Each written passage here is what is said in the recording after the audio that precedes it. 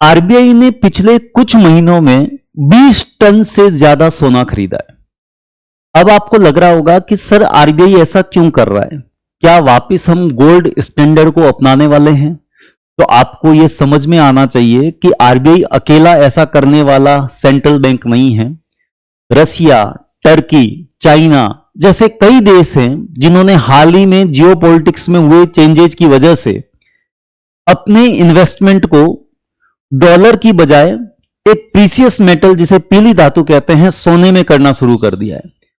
पिछले कुछ महीनों में आप देखेंगे कि अमेरिका का जो डॉलर है उस पर देश निर्भरता कम करना चाहते हैं। कारण यह है कि अमेरिका ने जिस प्रकार से देशों के ऊपर टैरिफ लगाए, तो देश चाहते हैं कि अब हम अपनी करेंसी में व्यापार करें। अमेरिका का जो डॉलर है उस पर डिपेंडेंसी जितनी कम होगी उतनी ही हम अमेरिका के ऊपर डिपेंडेंसी कम कर पाएंगे। और एक कारण यह भी है कि हाल ही के दिनों में नेशनल इंटरनेशनल लेवल पर इन्फ्लेशन बहुत ज्यादा बढ़ा है।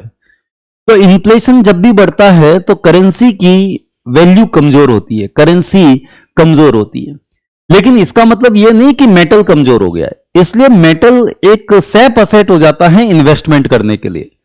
आरबीआई गोल्ड खरीदने के साथ साथ अपने इन्वेस्टमेंट को डाइवर्सिफाई भी करना चाहता है, ताकि कल को अगर किसी चीज में लॉस हो तो कम से कम गोल्ड से वो सिक्योर हो जाए।